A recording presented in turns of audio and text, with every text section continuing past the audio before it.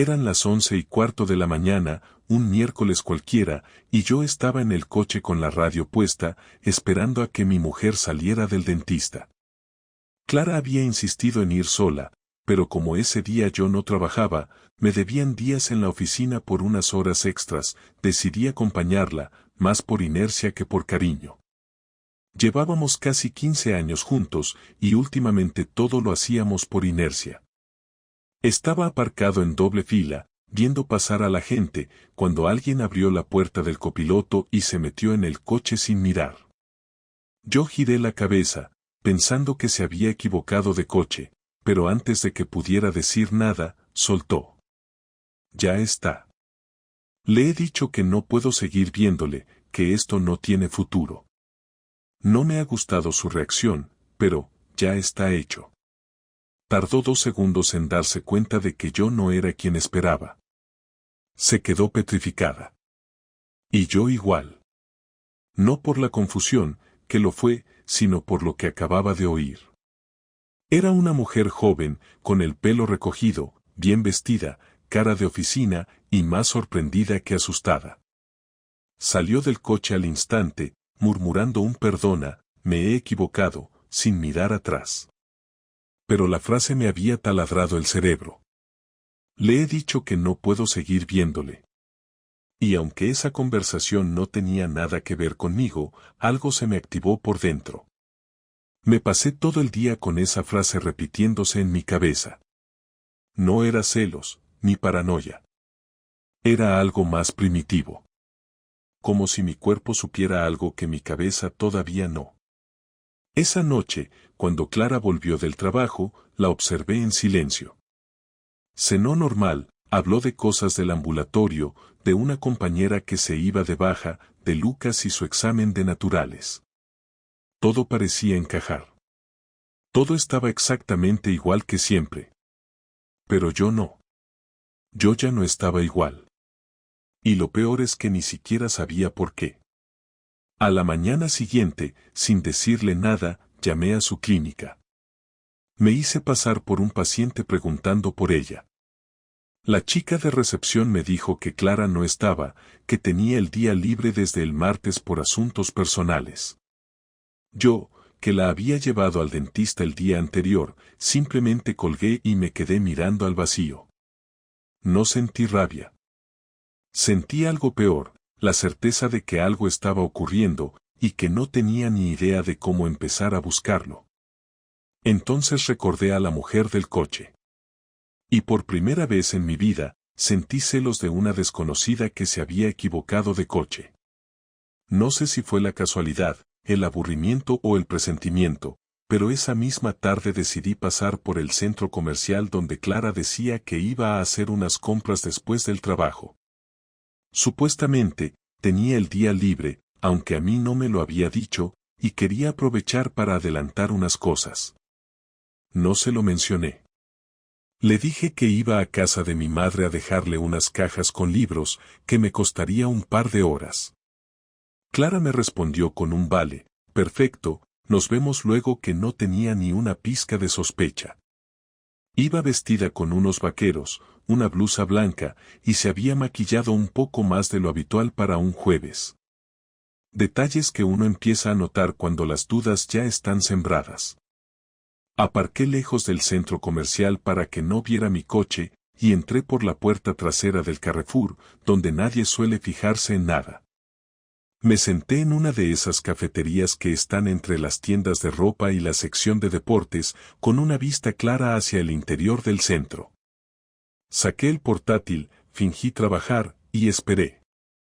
Pasaron 40 minutos hasta que la vi. Venía caminando con paso tranquilo, sola, sin bolsas, sin mirar el móvil.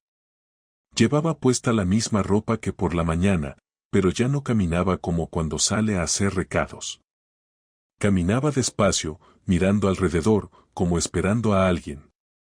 Se sentó en un banco frente a una tienda de bolsos y se quedó allí, revisando su bolso, sin sacar el móvil. 5 minutos después, un hombre se acercó. Yo no conocía a ese tipo, pero tampoco hacía falta ser muy inteligente para notar lo que pasaba. No era un saludo cualquiera. No era un abrazo casual. Era esa clase de gesto que no se hace con una amiga, ni con un compañero de trabajo. Se besaron en la mejilla, pero fue más largo de lo normal. Luego caminaron juntos hacia la zona de las escaleras. Yo me levanté y lo seguí a distancia. Entraron en una cafetería pequeña, de esas que están medio vacías a media tarde. Se sentaron en una mesa al fondo, uno frente al otro, muy cerca, con los codos apoyados sobre la mesa. Ella se reía de algo que él decía, y él le agarró la mano por unos segundos. No había nada exagerado, nada demasiado evidente, pero si yo no estuviera allí mirando, ellos estarían mucho más cerca. Estuve 20 minutos viéndolos. Me temblaban las manos. No era miedo, era una mezcla de rabia, incredulidad y ese tipo de ansiedad que no te deja pensar con claridad. En ningún momento me planteé ir hacia ellos. No sabía ni qué diría. Me pongo delante y le pregunto quién coño es ese. ¿La llamo por su nombre como si no pasara nada? ¿Le digo que la he pillado, que se acabó? No. No hice nada de eso. Me fui de allí. Me senté en el coche, cerré la puerta, apoyé la cabeza en el volante y respiré como si estuviera a punto de vomitar. Me quedé allí una hora. Pensé en 1000 cosas. Pensé en Lucas. Pensé en nuestras cenas en silencio. Pensé en nuestras vacaciones el año pasado, cuando nos fuimos a Asturias, y como ella se pasaba el tiempo mirando el móvil diciendo que eran mensajes del trabajo. Pensé en la última vez que tuvimos sexo, que fue rápido, apagados los dos, como por compromiso. Pensé en si esto llevaba semanas, meses, años. Y lo peor fue que no sentí sorpresa. No me caí del guindo. En el fondo, algo dentro de mí ya sabía que esto no iba bien. Solo necesitaba una imagen para aceptarlo. Cuando ella volvió a casa esa noche, dijo que el centro comercial estaba imposible, que al final no compró nada. Me dio un beso rápido en la mejilla, fue a la cocina, puso la lavadora, y empezó a preparar la cena como si nada. Yo la observaba desde el pasillo, con una calma que no me reconocía. Sentía que ya no era parte de esa escena. Estaba en otra frecuencia. Ella hablaba de una vecina que se había cruzado en el supermercado y yo solo pensaba en la mano de ese tipo sobre la suya. Durante la cena no dije nada. Comimos los tres, Lucas habló de su partido de fútbol del sábado y yo fingí estar cansado del trabajo. Clara mantenía el ritmo normal, aunque noté que evitaba mirarme demasiado rato. No sé si intuía algo o si simplemente le daba igual. Dormimos en la misma cama, pero de espaldas, como en las últimas semanas. Y fue en ese silencio cuando decidí que tenía que saber todo. Ya no me servía una sospecha. Necesitaba la historia completa. Al día siguiente, fui a ver a un conocido mío, Nacho, un tipo que trabaja con temas de informática y sabe moverse en cosas que no son del todo legales. Le pedí algo que no pensaba que pediría jamás, un rastreador para el coche de Clara. Me dijo que era fácil, que se colocaba en segundos y que yo podría ver desde una app en el móvil donde estaba en todo momento. No me juzgó, no me hizo preguntas. Me dio el cacharro, lo pagué en efectivo, y a la tarde, mientras ella estaba en la ducha, lo coloqué bajo el asiento del copiloto. Esa misma noche, me inventé una reunión en el trabajo. Le dije que saldría tarde y que no me esperara para cenar. A las 7:30, vi desde el móvil que el coche se movía hacia el centro. No hacia el supermercado, ni hacia el ambulatorio. Hacia la misma zona donde la había visto el día anterior. 20 minutos después, el coche estaba parado. Me subí al mío y conduje hasta allí. Aparqué a unos metros, bajé con la capucha puesta y caminé por la acera como si fuera cualquiera. Ella estaba en el interior de un bar, no muy grande, en una mesa de la esquina. Él también. Estaban uno al lado del otro, no frente a frente. Compartían una copa de vino. Ella se reía. Él le acariciaba el brazo. En ese momento me di cuenta de que no era algo reciente. Me marché antes de que me vieran. No tenía sentido quedarme más. Ya estaba todo claro. Al llegar a casa, Clara ya estaba en pijama, viendo una serie en el sofá. Me preguntó cómo había ido la reunión. Le dije que bien, que mañana tenía otra, que iba a ducharme. Nos dimos las buenas noches como si todo siguiera igual. Pero por dentro, yo ya estaba haciendo planes. No tenía un plan claro cuando me levanté aquella mañana, solo sabía que no podía seguir conviviendo con la imagen de Clara riéndose con aquel hombre como si yo no existiera. Había dormido fatal, y cuando digo fatal me refiero a dar vueltas durante horas sin encontrar postura ni calma, pensando en cada detalle que había visto en los últimos días. Clara estaba preparando café cuando salí al salón. Me saludó como siempre, con ese tono automático que usamos cuando queremos evitar conversaciones incómodas. Yo respondí igual, intentando que no se notara mi tensión, pero mientras la escuchaba hablar de cosas triviales sentía que todo dentro de mí se estaba acumulando de una manera que ya no podía contener. Ella hablaba de una reunión que tenía, de una compañera que había pedido unos días libres y de lo difícil que estaba siendo organizar los horarios del ambulatorio. La escuchaba sin interrumpirla y sin mirarla demasiado tiempo, porque cada vez que lo hacía me venía a la mente la imagen de su mano agarrada a la de ese tipo en la cafetería.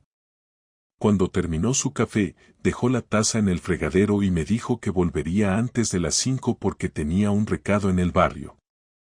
No especificó cuál, y lo más insultante es que tampoco le importó si yo preguntaba. Me dio un beso rápido en la mejilla y se marchó. Me quedé en silencio varios minutos, sentado en una silla de la cocina sin saber por dónde empezar. Pensé que tal vez debía esperar, pensarlo mejor, buscar el momento perfecto, pero enseguida me di cuenta de que estaba repitiendo la misma actitud que había mantenido toda la vida. Esa tendencia a dejar que las cosas pasaran sin plantar cara, confiando en que se arreglaran solas. Aquella vez no iba a ser así.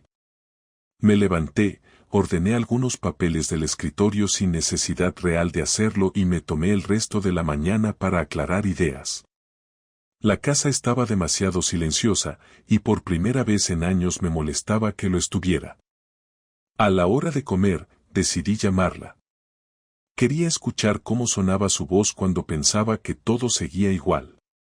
Cogió el teléfono rápido y me dijo que estaba en la pausa del trabajo. Le pregunté cómo iba el día y me respondió que estaba siendo un caos, que no había parado ni un segundo y que esperaba que la tarde fuera más tranquila. Lo dijo con firmeza, sin dudar, como si llevara años ensayando ese tipo de excusas. Cuando colgamos, me quedé mirando el teléfono durante un rato largo. No quería dejar pasar otro día. Necesitaba respuestas ya, aunque fueran dolorosas.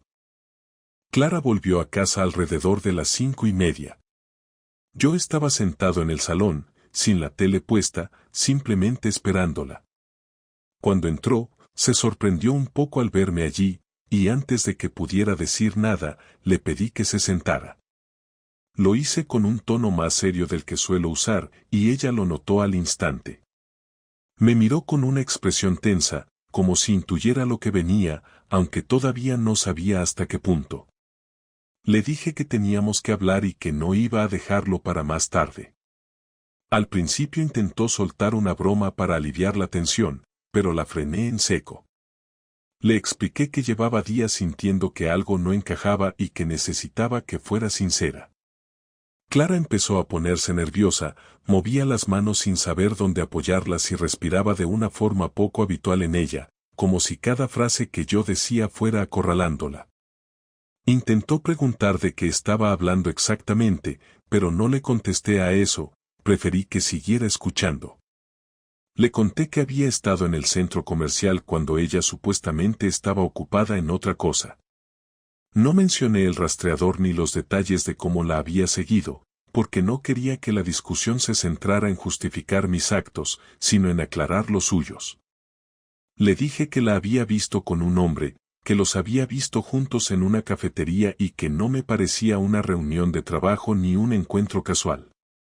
Ella se quedó inmóvil, con la mirada perdida, como si mi comentario hubiera detenido el aire alrededor.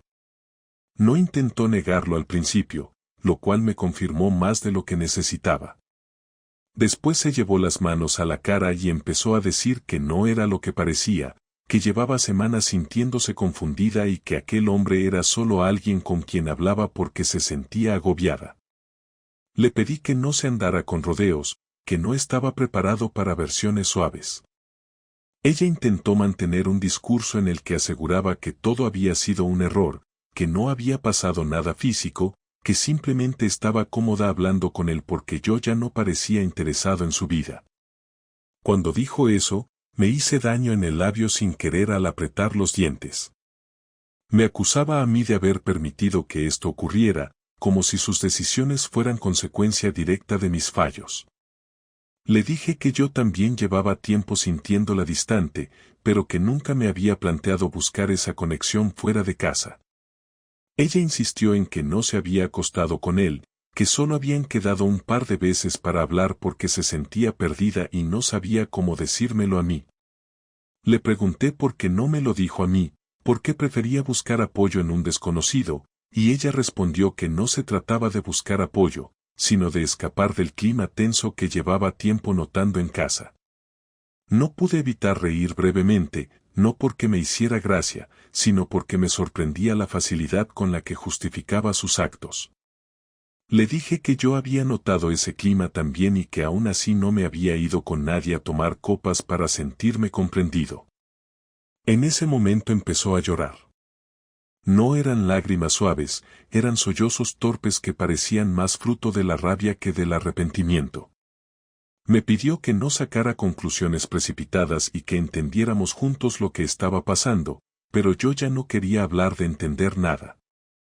Le dije que llevaba años confiando en ella, que nunca había dudado de lo que hacía o con quién estaba y que ahora esa confianza estaba rota, aunque ella pretendiera arreglarla con un discurso improvisado.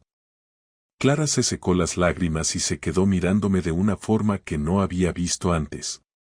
No era tristeza ni arrepentimiento, era una mezcla de frustración y resignación. Me confesó que llevaba meses sintiéndose sola, que había intentado hablar conmigo, pero que cada vez que lo hacía yo estaba cansado, distraído o simplemente pensando en otras cosas. Me dijo que había encontrado en aquel hombre alguien que la escuchaba y la hacía sentir visible. Cuando lo dijo, sentí un golpe directo en el estómago. No porque tuviera razón, sino porque entendí que ella ya había construido una historia en la que su comportamiento tenía justificación. Intenté hacerle ver que no se puede arreglar una carencia emocional creando otra herida aún más grande, pero ella parecía aferrada a su versión de los hechos como si fuera la única que permitía no verse como la responsable. La discusión se alargó mucho más de lo que esperaba. Pasamos por reproches, explicaciones confusas, silencios incómodos y frases que ninguno de los dos habría dicho si no estuviera todo tan roto. En un momento dado, me preguntó qué quería que hiciera. Le respondí que lo mínimo habría sido decirme la verdad desde el principio, pero que ahora ya no sabía qué pedirle, porque no estaba seguro de querer seguir compartiendo nada con alguien que había decidido salir de nuestra relación sin avisar. Cuando terminamos de hablar, Clara fue al dormitorio y cerró la puerta sin golpearla, pero con una firmeza que dejaba claro que no quería continuar la conversación. Yo me quedé en el salón, sentado en el mismo sitio que al principio, pero con la sensación de que la casa ya no era mi casa. Había descubierto lo que necesitaba, pero no como esperaba. No era un descubrimiento claro ni limpio. Era una mezcla de confesiones, medias verdades y excusas que solo hacían el dolor más denso. Sabía que la confrontación era necesaria, pero no pensé que saldría tan destrozado de ella. Y aún así, la parte más difícil todavía no había empezado. Esa misma noche, después de la discusión, me senté en la cocina y empecé a anotar cosas en una libreta que había guardado para las listas de la compra. No me sentía vengativo por impulso ni quería hacer daño por hacer daño, pero necesitaba equilibrar algo que llevaba demasiado tiempo desequilibrado, porque Clara no solo había traicionado nuestra relación, también había tenido la arrogancia de mentirme en la cara durante semanas, y aunque intentó justificarlo con su aburrimiento, su desconexión o su supuesta soledad, yo ya no creía en ninguna de sus palabras y tampoco me interesaba comprobar si lo que decía tenía alguna base real, porque una persona que decide esconder algo tan importante no está preparada para hablar de nada con claridad. A partir de ahí, cada movimiento que hice fue calculado, sin impulsos ni gritos, porque entendí que si quería salir de esto sin quedarme con cara de idiota, tenía que actuar con la cabeza fría, sin buscar explicaciones emocionales ni escenas de película. Lo primero que hice fue abrir una cuenta bancaria nueva, en un banco donde nunca habíamos tenido nada en común, y transferí allí parte de mis ahorros personales, los que habíamos ido separando a lo largo de los años pero que estaban a mi nombre. No toqué las cuentas conjuntas, al menos no todavía, porque sabía que eso levantaría sospechas y yo necesitaba un margen de maniobra sin que ella sospechara. Después, hablé con un abogado amigo de mi cuñado, alguien que no me conocía mucho pero que había oído de mí en las reuniones familiares. Le pedí una cita urgente y le conté la situación con detalles. Me explicó que si podía reunir pruebas claras de la infidelidad y demostrar que ella había mentido sistemáticamente sobre sus ingresos, cosa que efectivamente hacía, porque parte de sus horas extras no las declaraba en casa, yo podría tener un escenario muy favorable en caso de separación, sobre todo si actuaba rápido. No le hablé de venganza, le hablé de proteger lo que era mío, y él no hizo preguntas innecesarias. Me dio instrucciones precisas, me recomendó un detective privado de confianza y me dijo que no me precipitara con los tiempos. Al día siguiente, contraté al detective con una sola condición, que no usara métodos ridículos ni cámaras escondidas en peluches, solo seguimiento, fotos, ubicaciones, y confirmaciones claras de que aquella relación existía y era activa. Le pagué en efectivo, le di los datos que tenía y le marqué los lugares donde ella solía reunirse con el tipo, porque yo ya tenía claro que el asunto no se había detenido ni iba a detenerse. Por mucho que ella llorara o repitiera que todo había sido emocional y que no había llegado a más. Durante esa semana, Clara se comportó de forma extrañamente cuidadosa, como si estuviera haciendo méritos para suavizar el ambiente. Cocinaba cosas que antes no preparaba, ponía la mesa con más detalle, me preguntaba por el trabajo, e incluso me propuso que hiciéramos algo en familia el fin de semana. Yo le seguí la corriente, no para reconciliarnos, sino para seguir ganando tiempo.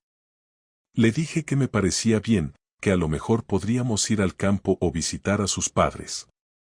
Ella sonrió como si no estuviera pasando nada y ese mismo gesto fue el que me confirmó que yo tenía que cerrar esta etapa cuanto antes. No puedes seguir compartiendo techo con alguien que puede sonreírte como si no te hubiera destrozado por dentro. El detective me llamó 5 días después. Me citó en una cafetería del centro, me entregó un sobre con fotos, y me dio un resumen claro de lo que había visto. Clara había quedado 3 veces con el mismo hombre, en lugares distintos, a horas poco habituales. No había ninguna duda. En las fotos salían abrazados, besándose, entrando juntos en un portal. No me hizo falta abrirlas más de una vez. No sentí rabia al verlas. Sentí alivio. Necesitaba ese cierre visual para poder seguir con el resto del plan. Cuando llegué a casa esa tarde, actué como siempre. Me duché, saludé a Lucas, hablé un rato con él de su examen de lengua, y luego fui al salón. Clara me esperaba con 2 copas de vino servidas. Dijo que quería hablar conmigo de verdad, sin excusas. Me senté frente a ella, con las fotos en el bolsillo. No la saqué. Solo la escuché.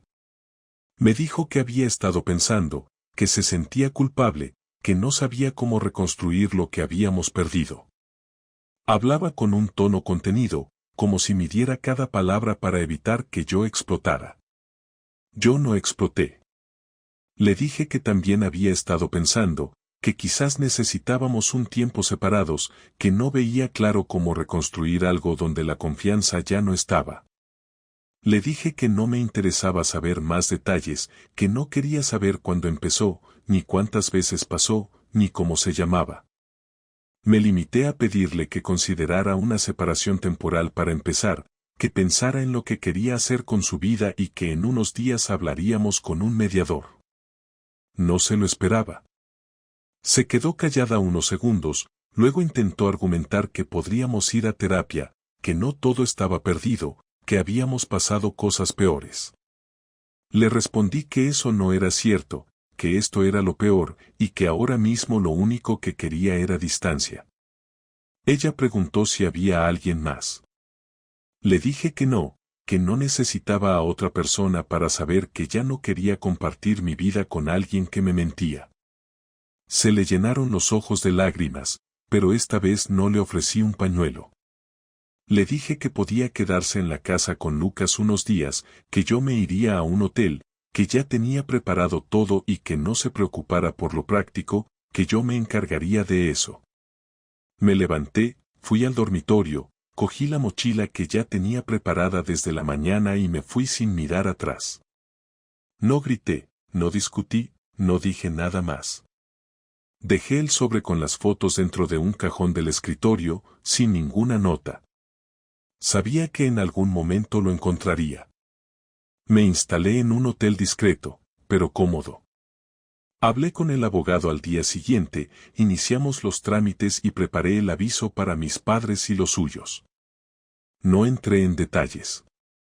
Solo dije que nos estábamos separando y que prefería que los comentarios y las preguntas esperaran. El fin de semana siguiente, cuando Clara me llamó para pedirme que volviéramos a hablar, ya tenía todo claro. La venganza no era un grito, no era una pelea, no era una humillación pública. La venganza era dejarla fuera de mi vida sin darle la opción de decidir nada. Era quitarle el control que había creído tener. Era devolverle el vacío con el que me dejó cuando eligió ser infiel y mentirme sin el más mínimo respeto. Habían pasado 5 días desde que me fui de casa cuando Clara me escribió para decirme que necesitaba hablar conmigo cara a cara, que no quería que todo terminara así, con silencios, malentendidos o decisiones precipitadas. Me escribió con un tono más moderado que las últimas veces, sin reproches ni frases cargadas de emoción, solo una petición directa para vernos en persona. Le respondí que sí, que podríamos vernos el sábado por la mañana en una cafetería del barrio, un sitio donde habíamos ido muchas veces hace años, aunque llevábamos mucho tiempo sin pisarlo juntos. Cuando llegué, ella ya estaba sentada, mirando por la ventana con una taza de café delante, sin tocar. Vestía sencilla, sin maquillarse mucho, con la cara un poco más pálida de lo habitual y los ojos cansados. No dije nada cuando me senté, solo la saludé con un gesto de cabeza, y ella tardó unos segundos en reaccionar. Me dio los buenos días, preguntó cómo estaba, y le dije que bien, que había dormido mejor estos días fuera que en los últimos meses en casa. No lo dije con maldad, sino como un hecho, sin intención de provocarla. Ella asintió, bajó la mirada y se quedó en silencio unos segundos antes de empezar a hablar. Me dijo que no esperaba que las cosas se hubieran roto tan rápido, que pensaba que quizás, después de la conversación en casa, yo habría pedido un tiempo para reflexionar, pero que no imaginaba que daría pasos tan firmes hacia una separación. Le contesté que no había nada que reflexionar, que la reflexión ya la había hecho mientras ella mentía, y que ahora lo único que buscaba era una solución ordenada y limpia para terminar con lo que nos quedaba. Me pidió que le explicara qué significaba eso de forma concreta. Le dije que ya había hablado con un abogado, que estaba gestionando los trámites y que recibiría una notificación oficial en los próximos días, pero que prefería que antes tuviéramos esta conversación cara a cara para no dejar nada en el aire. Ella tragó saliva, bajó la voz y me preguntó si había alguien más. Le repetí lo mismo que le dije en casa, no necesitaba a otra persona para dejar de querer compartir mi vida con alguien que me engañó. Le expliqué que no se trataba de despecho, ni de castigo, ni de venganza emocional, sino de poner límites claros, de respetarme a mí mismo y de no quedarme en una relación solo por inercia, por costumbre o por miedo a romper la rutina. Me respondió que entendía lo que decía, que no me iba a pedir que me quedara si no quería, pero que me dolía que todo terminara sin intentarlo siquiera. Le recordé que ella no me dio la oportunidad de intentarlo antes, que fue ella quien empezó una vida paralela sin decir nada, que fue ella quien tomó decisiones importantes a mis espaldas, y que ahora no podía pedir intentos cuando ya había hecho todo lo posible para romper el vínculo que nos unía. Clara se quedó callada, con la taza entre las manos, mirando el café que ya se había enfriado. Pasaron varios segundos hasta que volvió a hablar. Me dijo que no sabía cómo había llegado a ese punto, que no fue algo planeado ni buscado, que todo se fue dando, y que cuando se quiso dar cuenta ya estaba metida en algo que no podía controlar. Le dije que eso podía ser cierto, pero que no era una excusa válida. Que todos tenemos la opción de hablar, de ser sinceros, de decir lo que nos pasa antes de romper la confianza. Le dije que si me hubiera dicho hace 3 meses que se sentía sola, confundida o lo que fuera, quizás habríamos encontrado un camino, pero que ahora ya no lo veía posible. Me preguntó si había pensado en cómo afectaría todo esto a Lucas. Le respondí que por supuesto, que era lo primero que tenía en mente y que por eso mismo no quería seguir con una mentira que acabaría estallando tarde o temprano. Le dije que Lucas merecía un entorno donde no se respirara tensión, dudas, ni silencios forzados, y que aunque una separación le doliera al principio, con el tiempo sería lo mejor para él también. Intentó defenderse diciendo que nunca había querido romper la familia, que el otro hombre no significaba nada comparado con lo que habíamos construido nosotros, y que todo había sido una especie de distracción que se le fue de las manos. Le pregunté si seguía viéndolo, y después de unos segundos de duda, dijo que no, que había terminado, que se dio cuenta de que no le aportaba nada y que solo le estaba complicando la vida. No le creí del todo, pero tampoco me importaba. Le dije que esa parte ya no era asunto mío, que podía hacer con su vida lo que quisiera siempre que no involucrara la mía sin permiso. Le expliqué que iba a seguir viendo a Lucas con normalidad, que no pensaba desaparecer ni delegar mi papel de padre, pero que todo lo demás tenía que dividirse, organizarse y cerrarse cuanto antes. Le ofrecí que se quedara con la casa, al menos de momento, para no desestabilizar más a Lucas, y que yo me encargaría de buscar otro lugar, aunque a largo plazo tendríamos que ver cómo resolver esa parte. También le dije que no quería entrar en una guerra legal, que no tenía intención de pedir nada que no me correspondiera, pero que tampoco iba a dejar que ella tomara el control de los términos después de lo que había pasado. Me escuchó sin interrumpirme, asentía a casi todo lo que decía, y en algún momento sus ojos se pusieron vidriosos, pero no rompió a llorar como en otras ocasiones. Esta vez parecía más resignada que afectada. Cuando terminamos de hablar, pagué el café, le deseé suerte y me levanté. No hubo abrazo ni beso ni intento de contacto físico. Nos miramos una última vez, como dos personas que ya no tienen nada pendiente, y salí del local con una mezcla de alivio y agotamiento que no sabría describir del todo. A partir de ese momento, todo fue más claro. Dejé de repasar cada frase, cada gesto del pasado, dejé de preguntarme en qué momento exacto se rompió todo, y me enfoqué en cerrar bien lo que quedaba, sin dramatismos ni reproches inútiles. Hablé con Lucas con la verdad justa y adaptada a su edad. Le dije que mamá y papá iban a vivir en casas separadas, pero que eso no cambiaba lo que sentíamos por él, que iba a seguir viéndonos, y que podía hablar con nosotros siempre que lo necesitara. Fue duro, pero lo entendió mejor de lo que esperaba. Clara y yo mantuvimos el trato respetuoso, sin escenas, sin más discusiones. El proceso fue avanzando, y aunque hubo momentos incómodos, no volvimos a hablar de lo que pasó. La conversación de la cafetería fue el último momento real que compartimos como pareja, el cierre necesario que nos permitió dejar de fingir. No sentí victoria, ni tristeza extrema. Sentí que había recuperado el control sobre mi vida, y eso era más importante que cualquier otra cosa.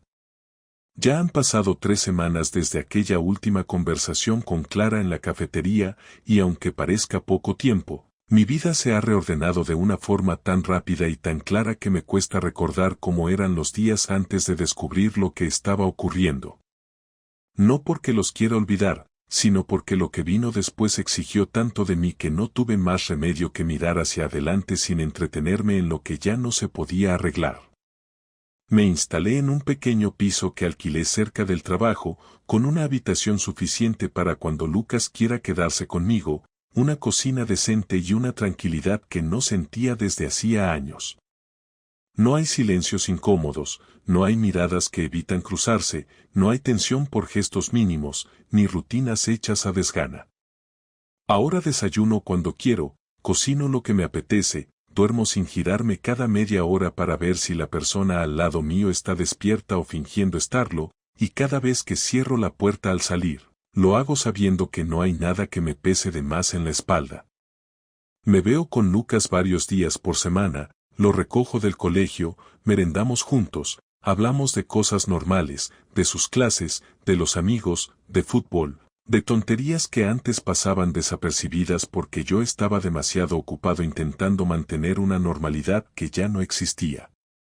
Ahora cuando lo miro veo a un niño más tranquilo, que no tiene que medir lo que dice o cómo lo dice para no generar discusiones entre sus padres, y eso para mí es una señal clara de que todo lo que decidí hacer fue lo correcto, por mucho que doliera en su momento. Durante estas semanas, Clara ha mantenido una actitud educada, sin forzar conversaciones, sin reproches, sin intentos de reescribir la historia. Supongo que ella también entendió que no había nada más que hablar. En algún momento me escribió un mensaje largo pidiéndome perdón, no solo por lo que había hecho, sino por cómo lo había gestionado, por no haber tenido el valor de afrontar las cosas de frente y haberme dejado vivir en una mentira durante tanto tiempo. Le respondí con un mensaje más corto, agradeciendo sus palabras y diciéndole que ya no necesitaba explicaciones, que lo único que me interesaba era que ambos cumpliéramos bien con nuestro papel como padres, y que todo lo demás podía quedarse en el pasado. No hubo más contacto después de eso salvo el necesario para organizarnos con Lucas. No volví a preguntarle por el otro tipo, no quise saber si seguía viéndolo, si lo había dejado, si pensaba rehacer su vida o si todo había sido una aventura pasajera. No porque no me importara en algún nivel, sino porque entendí que todo lo que pasaba en su mundo ya no me concernía. Ella había salido de mi historia, y eso me bastaba. Durante este tiempo también me he reencontrado con partes de mí que tenía bastante abandonadas. Volví a salir con algunos amigos con los que apenas quedaba, me apunté a clases de natación en las tardes, retomé la lectura de libros que llevaba años sin abrir y me permití estar solo sin sentirme mal por ello. No estoy en plan espiritual ni iluminado, no quiero sonar como alguien que sale reforzado de una catástrofe personal, pero sí me di cuenta de que llevaba mucho tiempo viviendo en piloto automático, aceptando cosas que no me hacían bien, justificando gestos que no merecían ser justificados, y tragándome palabras que debí decir hace años. Ahora no tengo prisa por volver a estar con nadie. No me interesa buscar otra relación ni probarme que puedo empezar de nuevo con otra persona. Lo que me interesa es estar bien conmigo, tener mis días ordenados, disfrutar de lo que tengo y no volver a repetir los errores que me llevaron a vivir en una relación que se había convertido en una obligación más que en una elección.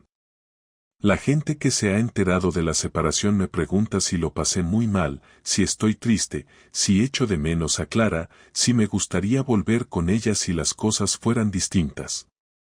Siempre respondo lo mismo, lo pasé mal los primeros días, cuando todavía tenía dudas, cuando no sabía si era yo el que estaba viendo cosas que no existían o si realmente todo se había derrumbado sin que me diera cuenta.